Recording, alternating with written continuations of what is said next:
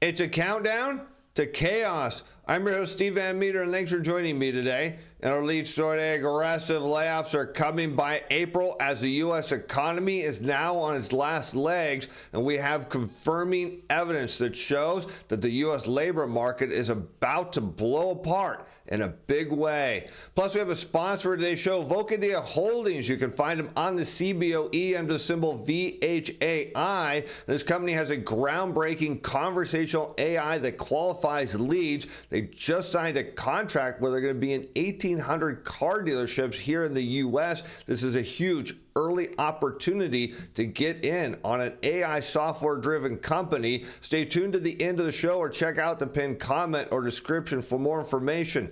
Now, let's head over to Bloomberg, where I first want to do a follow-up from yesterday's story, because you may have heard that New York Community Bank got a bailout. But will it be enough? Well, the evidence says not even close.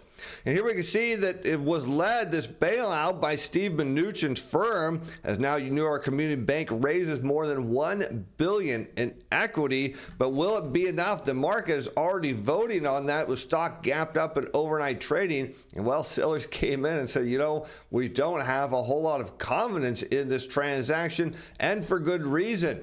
In evaluating this investment, we were mindful of the bank's credit risk profile, Mnuchin said. With over $1 billion of capital invested in the bank, we believe we now have sufficient capital, should reserves need to be increased in the future, to be consistent with or above the coverage ratio of New York Community Bank's large bank peers. So what they're perceiving here is that the problem or the crisis is just a one-off event, and the stock price of this bank tanked was an opportunity for them to come in and inject cash, and that was all the bank needed. But does this mean the problems with the economy and the New York Community Bank has are going away? Not a chance, because Mnuchin and Audien have worked together in similar capacity, as now we see the CEO is out and a new one is in.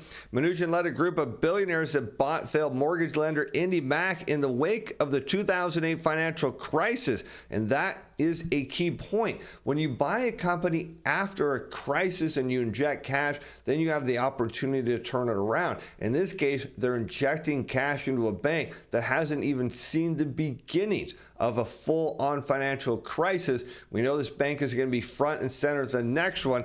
We'll show you why. And after transforming the firm into One West, he hired Audien as the CEO, who's now ahead of course, New York Community Bank. And the evidence that things are going to get worse for the banks is very clear by the fact that the yield curve and money curves are inverted. And when they do that, it causes banks to tighten lending standards. Here we can see that expressed by the blue line as we look at, of course, commercial industrial lending data showing the net percentage of banks tightening lending standards to firms of all sizes. That against the commercial industrial loan data on a weekly basis for all commercial banks. That one's shown in red on a year-over-year rate of change. And so we can see that when banks tighten standards, that is any time that blue line is above the horizontal black line, that means it's harder and harder for somebody to get a loan. And that turns out to mean we don't inject new money into the economy, because banks create new money. Now, the challenge here, particularly in a low interest rate environment where a lot of these loans originated, as you make a payment back, the principal value is destroyed. So what that puts pressure on the banking system is, coming out of a low rate environment, they need to originate a monster amount of loans, or if we risk seeing further contraction in lending. And sure enough, that is happening. And we can note that even when banks are tightening at a slower rate, evidence when the blue line goes down, well, that doesn't mean that the pain is over for them, suggesting that this is just the beginning, where we're going to see less money in the system because it's going to be destroyed at a fairly rapid clip here. When that happens, there isn't enough money to support the growth and pay on all the debt. Of course, we know the banks are sitting on a massive amount of this debt, including New York Community, and we can even see this from a deposit perspective. We see deposits decelerate. Mnuchin's hoping their $1 billion capital injection is going to be enough. And the answer is it's probably not going to be. Maybe on the onset it will hold, but in the end of the day, deposit growth tends to actually decelerate, because again, how do you make a new deposit? Well, it starts with the origination of a new loan. So you can see New York Community Bank is in danger, not to mention it didn't fix the problem of their lending book, as they are a major lender to owners of apartment buildings subject to tough New York rent laws, limiting the revenue units can generate. It also financed offices in a region beset by vacancies in the work from home era. So yes, they came in, they stabilized the bank, they injected cash, but they didn't deal with any of the key problems, which are these rent-controlled apartments that New York Community Bank lent a lot of money to, or all the buildings, the commercial office buildings they lend to in the depths of the next financial crisis. There's no chance that this $1 billion was enough. Now the question is the U.S. economy on its last legs? Are we about to see an aggressive wave of layoffs starting next month? And the answer is yes, we are, despite the fact that political elites have told us that the U.S. labor market is strong and robust and virtually nothing can stop it. Well, it turns out it's happening now. As we can see, U.S. jobless claims hold at historically low level of 217,000, providing evidence in the weekly claims data that yes, everything is indeed in good shape. But that's where just the good part ends, because when we look at continued claims now, up 8,000 over last week to 1.906 million Americans. That's on a seasonally adjusted basis. Take off the seasonal adjustment, we're over 2.1 million Americans sitting on unemployment, and that is a dangerous place to be, because the risk is the longer people are on it, well, their spending goes down in a big way. And while initial claims have remained subdued, that's not going to last. I'll show you why. Recurring applications have been trending higher in the past 6 months, suggesting it may be taking longer for people who lost their jobs to find a new one. Looking ahead, economists expect the labor market to moderate in the coming months as still elevated prices and soaring borrowing costs take toll on firms' expansion plans. Here's a bigger one. The longer people are on unemployment, that means the less money they continue to spend in the economy. Their belts start getting even tighter out of fears they're not going to get a job. But that's just not the big issue here. If we see something called the WARN data is now warning that we're going to see a whole lot of layoffs. This is capturing advanced notice of plant closures and mass layoffs. This has jumped recently to point that initial claims rising significantly higher over the next few months, which should be starting sometime in April, about a month from now. And here you can see the U.S. Worker Adjustment and Retraining Notification Act, or WARN, against U.S. initial jobless claims. That's shown in green. Leading the question is, why are initial claims remaining so low as all these notices are going out telling the government, hey, we're going to be laying off? Well, if you have a severance package, you can't go out and file an unemployment claim, suggesting sometime probably in April at the beginning, May, and then through June, we're going to see a surge of initial claims, and that's going to get policymakers changing their tune in a big way. And it's not just these WARN notices that are going out. Well, we found out today that Challenger Gray and Christmas said that, of course, big companies are laying off too, as job cuts in February 2024. Year to date, we see that jump. Year to date cuts, though, remain down 8% over last year, but last year around this time, they were rising and at a big clip. Here we see U.S.-based employers announce 84,638 cuts in February, up 3% from the 82,307 cuts announced 1 month prior. Now, if you're thinking maybe that isn't that big of a number, keep in mind the payroll report number should come in around 140,000 jobs created. So that is a big number. In a normal economy, in a smooth running expansion, you might see this number in tens of thousands, around 20, maybe 30, but nowhere near this 80,000 number at all. And here we can see February's total is the highest for the month since 2009. 186,350 job cuts were announced in the second month of the year. So here we can see this is indeed crisis era layoffs coming in a big way. Investors see this as an opportunity, because that means companies are going to see better earnings. In the end, the more people that hit the unemployment line and lose their job, their spending goes down, and that backfeeds as demand goes down and more people end up losing their job.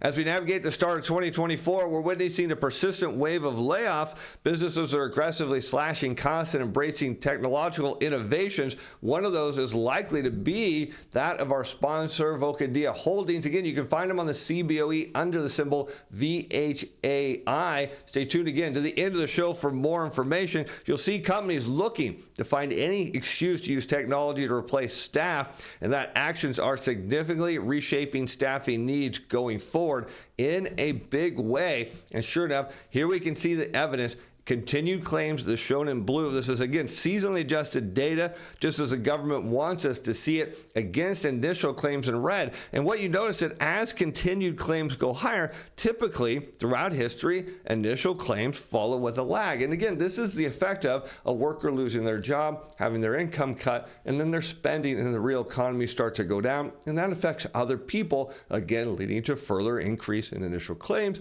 and a further increase in continued claims. But look at this time, what do we see? A huge divergence here as initial claims stay relatively low on a historical basis, while continued claims continue to tick slightly higher week after week, suggesting at some point these initial claims numbers are going to jump in a big way as we just lack enough spending in the economy to keep people in the workforce. And of course, we come back to where we started at New York Community Bank. This is, again, all about the bank, because when you don't have enough money being created, you cannot support the economy, you cannot pay on the debt, and you cannot hit any growth targets you're hoping to achieve. And sure enough, we can see that evidence as we look back at the net percentage of domestic banks tightening standards for commercial industrial loans to firms of all sizes. And we can see as firms create less money by constricting their lending book, what happens is with a lag, continued claims start to tick higher. So any hope that this is going to be a reversal here like we've seen before,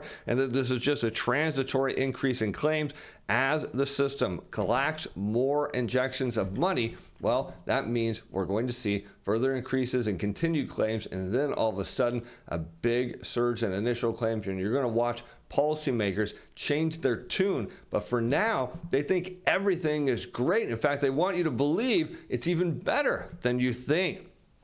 As Brainerd pushed to change Biden rate forecast to rosier view, this is done simply to give people optimism that interest rates are going to be coming down and they can go out and spend money, and that's going to juice the economy. Of course, we know that even a couple cuts in the federal funds rate at this point will make no difference at all, as Joe Biden's top economic aide, Lael Brainerd, successfully pressed to adjust a White House forecast in a way that resulted in a slightly rosier outlook in the president's forthcoming budget plan.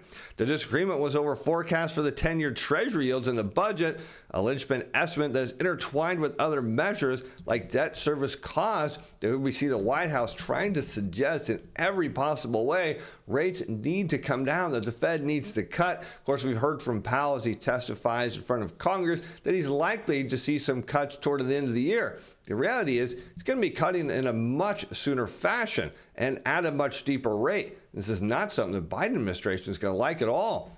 Because here we look back in history and we can note that in periods where continued claims are rising, we see interest rates, as shown as the 10-year Treasury yield, falling because interest rates are a function of growth and inflation expectations. So when more people are going on the unemployment line and staying there, well, their growth expectations go down, as do their inflation expectations, because they spend less. They have less money to spend. That's a key point here. You can see that happen during the dot-com bubble, the global financial crisis. You can even see it going into the pandemic as we were headed into a globally synchronized recession. Now we see a divergence as the market actually believes the interest rates need to go higher, higher, and higher. But yet, with a lack of spending power from Americans, we're going to see growth, inflation, and interest rates, as we've seen in the past, come down. And then again, while the Biden administration is hoping for that, as it will signal a return, of course, to perhaps further growth, it's actually going to signal that we're heading into a recession at the worst possible time for as he faces re-election. And will central bankers back off?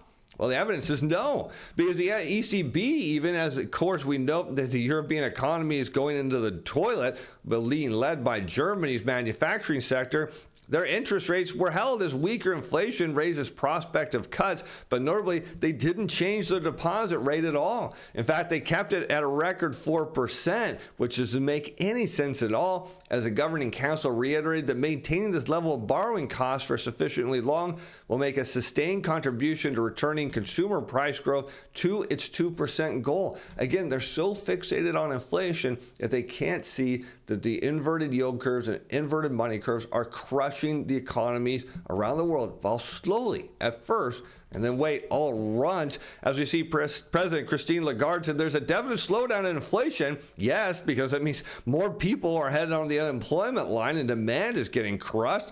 But she and her colleagues aren't sufficiently confident at present to lower rates, and then all of a sudden you'll watch them drop to zero in a blink of an eye. We clearly need more evidence and more details, she said. We know that this data will come in the next few months. In the next few months, it's going to be too late because we're going to see an increase in continued claims, because we can look at the relationship between continued claims and the consumer price index.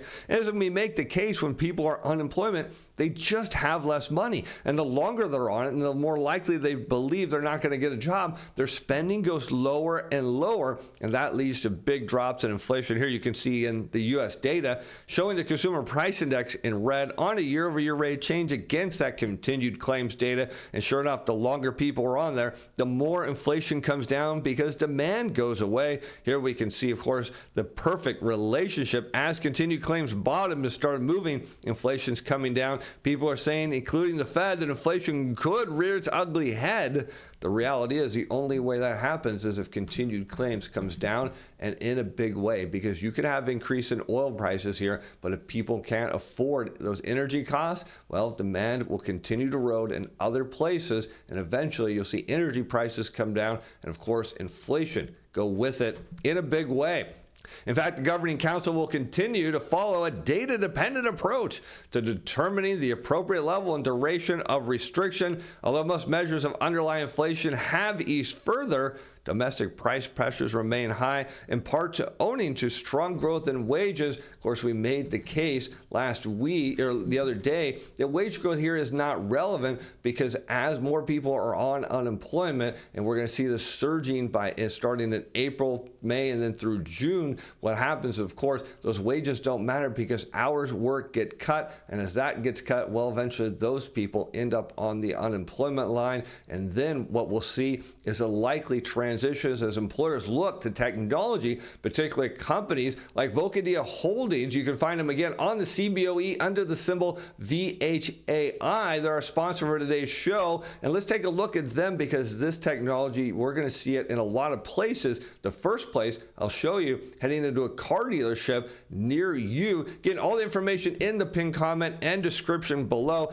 Check out the symbol VHAI. This is a big early opportunity for a company. It's going to make some big waves, as they are the conversational authority, and their product, DISA, speaks with incredibly natural sounding voices. In fact, most people never even suspect they're talking to a machine, and there's a good chance you've already spoken to it without realizing it is that good. And yes, companies will be looking as they need to trim staffing costs, because this is consistent. It doesn't go off script. It doesn't take lunch breaks or coffee breaks. It works 24/7, 365. It can cold call and pre-qualify relentlessly, or call with scheduling or payment reminders. This will be a big cost savings, because this is indeed cost effective for employers, as their plans are customized to the specific needs of your business. DISA is a software as a service that's consistently updated, so you don't need a programmer or even IT department to run it. In fact, most customers find that it pays for itself very quickly. So you can imagine, as we look ahead in a recession, there are companies that are going to benefit. We believe that Vocadia will be one of those. Some of you may want to add to your long-term portfolio. Check out symbol VHAI. Let's take a look, because the global market for AI continues to experience rapid growth, growing from a projected $433 billion US in 2022 to over $500 billion this last year. Although projections vary, the global AI market is expected to grow exponentially to nearly $1.6 trillion by the end of the decade. And the market for AI technology comprises three primary segments: software, hardware, and services.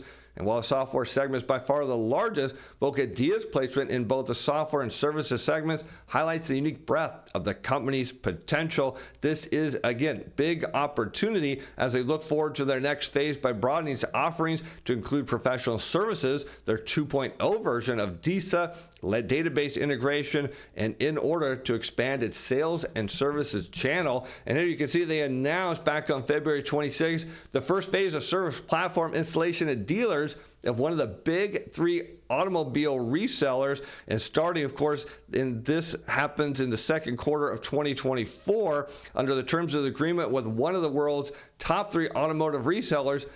1,800 total dealerships are expected to receive Vocadia's AI service module. 1,000 will receive it in the first year of the agreement. This thing will handle service appointments for dealerships, providing 24/7 call center support for inbound inquiries, including service appointment scheduling and status checking in over 50 languages. The proprietary artificial intelligence platform is highly scalable and limits hold time by deploying multiple digital intelligence sales agents. Here we see from the CEO of Vocadia, Brian, said, "We're excited to announce the kickoff of this program with one of the top global auto resellers. For this program, we expect revenue and profitability growth for Vocadia under its fixed price per location pricing model. With pilot programs for other auto resellers in process, Vocadia is well positioned to deliver future growth, and with that could deliver huge returns for you." But as always, with any company we feature on our show, you're under no obligation to purchase their stock. Be sure to do your own research before placing any trades. And with that, I'm Steve Van Metre. Thanks for watching. Thanks for being fans. Bye now.